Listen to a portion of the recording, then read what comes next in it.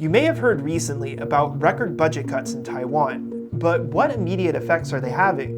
面对这种无差别的攻击，我们没有办法说自杀式的删减。谢谢。 Maybe the earliest indication was seen at this regular press conference in January. It may look routine, but the usual sign language interpreter was missing from the live stream.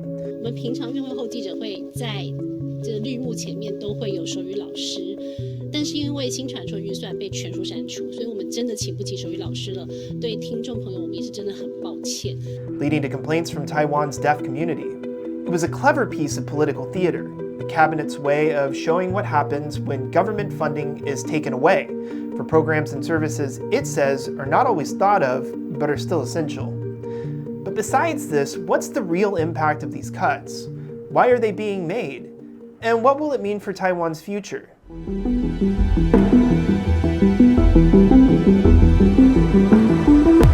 Now, before going too far, let's take a look at the original budget plan. Last summer, the ruling Democratic Progressive Party government laid out a record nearly $96 billion in spending.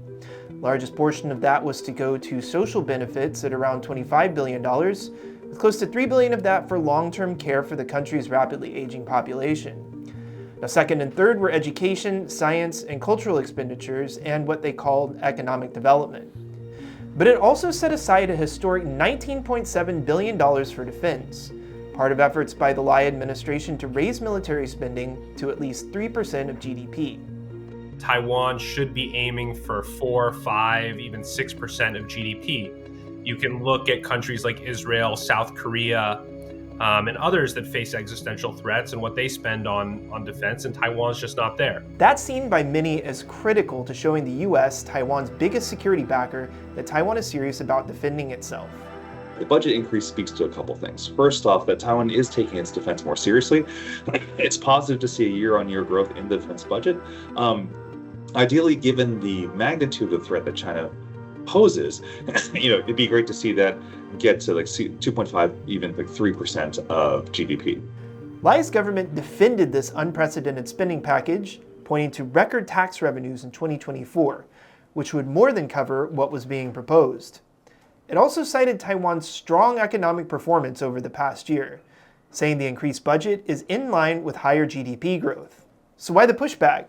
The legislature's opposition majority, made up of the Kuomintang and the Taiwan People's Party, says the government already spends too much, and that it's just cutting down on waste.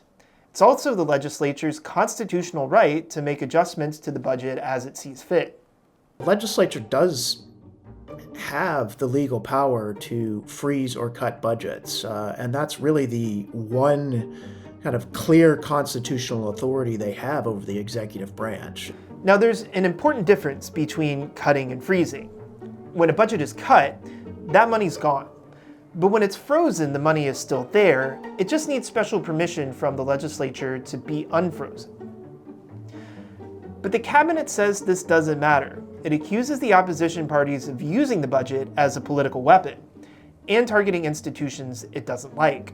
一个政府机关能被这样用过去倍数的删减、20倍的冻结，来让政府机关寸步难行，也只有当今的国众两党党团做得到。 Now, these proposed cuts and freezes target the whole of government operations. And even though Taiwan does have built-in measures to prevent a government shutdown, like you would see in the US, the dispute over the budget has put a halt to any new programs or improvements the government might push for. In Part 2, we'll look at some of the major cuts, what impact they could have, and why the opposition is dead set on making them.